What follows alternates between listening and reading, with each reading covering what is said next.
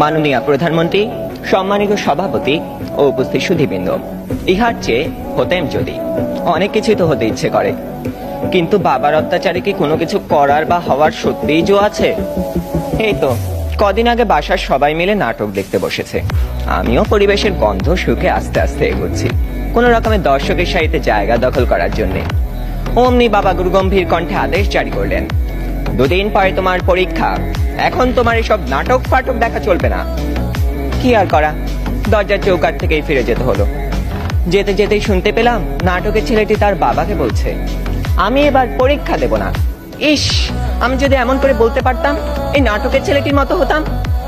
কিন্তু এ তো শুধু নাটকেই সম্ভব। আবার স্কুলের কথাই ধরুন না কেন, সব সময় পরীক্ষা লেগেই আছে। ক্লাস টেস্ট, সাপ্তাহিক, মাসিক, টার্ম, এবং আমাদের স্কুলে আরো একটি পরীক্ষা আছে, পপ টেস্ট। অর্থাৎ বলা নেই কওয়া নেই, স্যার ম্যাডাম ক্লাসে এসে দুম করে বললেন, তোমাদের পরীক্ষা নেব। কি জ্বালা, এমনিতেই পরীক্ষার ভয় বাঁচি না, তা আবার এই পপ টেস্টের ভয় রাত দিন কাঁটা হয়ে থাকতে হয়। জনান্তিকে বলে রাখি, আমি যদি দেশের প্রধানমন্ত্রী হই তবে সবার আগে এই পরীক্ষা ব্যবস্থাটা তুলে দেব। এরই মধ্যে একজন বন্ধু ইশারা করলো, এনেছি। বুঝতে পারলাম গতকাল তাকে হুমায়ুন আহমেদের বোতল ভূত বইটা আনতে বলেছিলাম। কোন রকমে পরীক্ষা শেষ করে উঠে গেলাম লাস্ট বেঞ্চে। দুজনে মিলে মজা করে পড়তে শুরু করে দিলাম।